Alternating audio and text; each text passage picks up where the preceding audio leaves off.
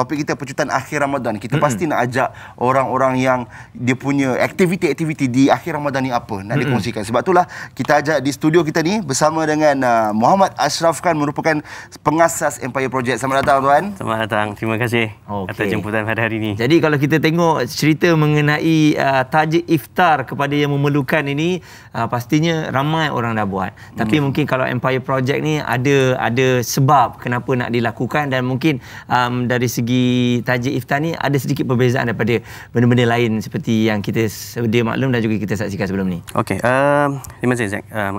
Untuk projek Empire Project pada tahun ini, kita telah mengubah satu program di mana kita gelakan projek iftar, tajuk iftar Ramadan. Di mana projek ini telah masuk tahun kedua pelaksanaannya disebabkan oleh pandemik COVID-19. Sebelum ni Empire Project hanya memfokuskan kepada program Food Bank Ramadan dan juga projek beras. Dan juga adalah projek tahunan kami adalah shopping raya bersama anak-anak asnaf.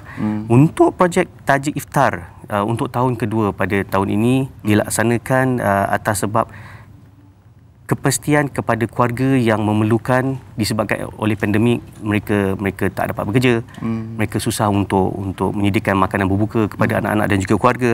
Jadi kami telah mewujudkan satu program tajuk iftar bermula pada tahun lepas dan juga tahun ini. Penerimaan daripada masyarakat alhamdulillah, dan jumlah penerimanya jika yang lepas kita buat hanya 50, so tahun ni kita dah meningkat seganda. Kira makin meriah lah benda ni, sebab sekarang macam dulu kemungkinan, betul kan saya kalau saya salah, dulu mungkin orang terlepas pandang dengan golongan-golongan asnaf, golongan-golongan yang kurang upaya macam ni kan. Tapi apabila berlaku pandemik ni, makin ramai yang macam mula sedar. Contoh orang-orang biasa yang mungkin tak pernah terlibatkan diri dalam aktiviti macam projek-projek macam ni lah kan. Jadi apa pendapat Ashraf? Okey, kalau kita cerita pasal kebajikan di bulan Ramadan, saya rasa ramai yang berlumba-lumba untuk melakukan kebajikan. Betul. Tapi jika sebelum tibanya COVID-19 ni, kita semua akan memfokuskan kepada program gelandangan sahaja pada ketika itu.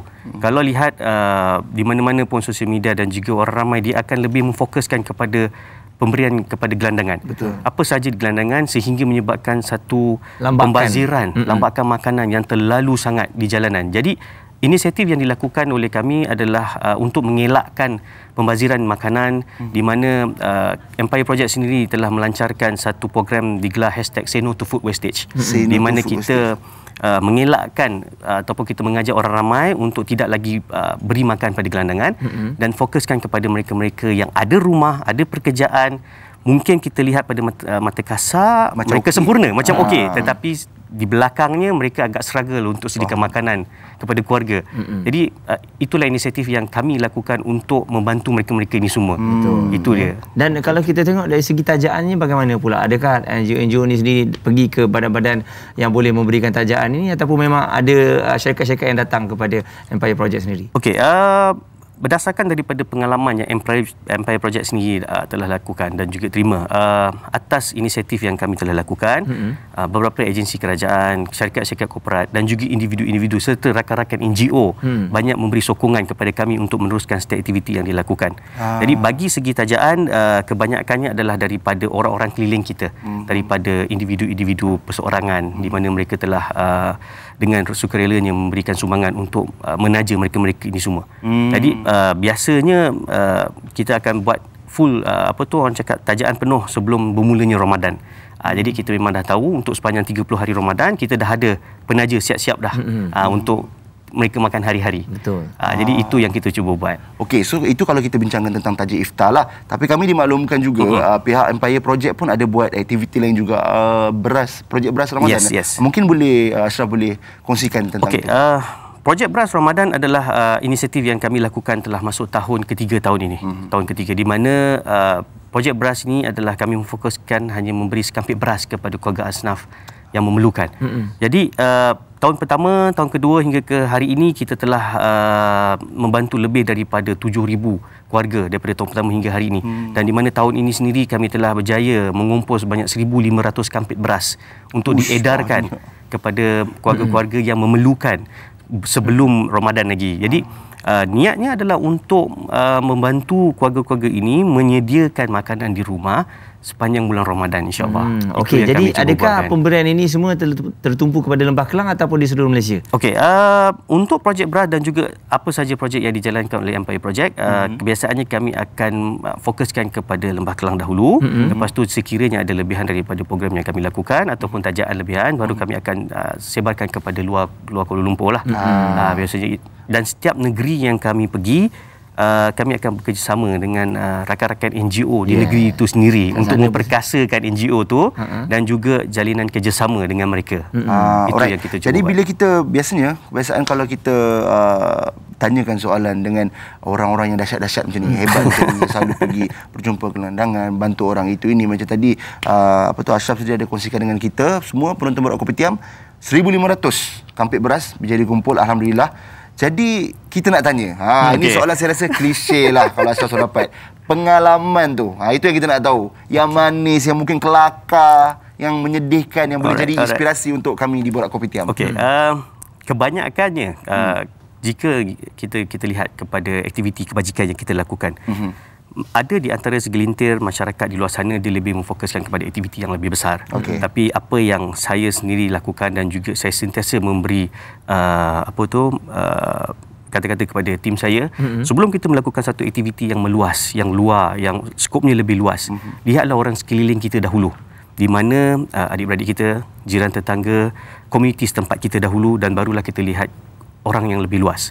Jadi kalau kita hanya membantu kepada mereka yang lain, sedangkan komuniti yang dekat dengan kita di dalam kesusahan kita tidak bantu, itu adalah susahlah. Pelik lah. Jadi pengalaman daripada aktiviti yang dilakukan itu sendiri adalah you kena turun, you kena buat, dan you kena rasai sendiri program tu, baru you akan feel the charity tu. Betul. Okey, dan bila sebut mengenai golongan asnaf ni, mungkin ada ramai yang kita terlepas pandang, terutamanya di Lembah Kelang. Bagaimana kita nak tafsirkan mereka ni sebagai golongan asnaf? Sebab kalau tengok pada dasarnya, mereka ni adalah seperti yang normal. Dan adakah mereka sendiri menerima bahawa mereka ni termasuk dalam golongan asnaf bila diberikan bantuan-bantuan ni? Okey, kalau nak dilihat keadaan sekarang ni dengan pandemik COVID-19 sekarang ni, saya rasa angka mereka yang di dalam kesusahan semakin meningkat. Dengan kes semakin naik, dengan mereka-mereka yang telah tak ada kerja, dapat offer untuk buang kerja dan company tutup apa semua.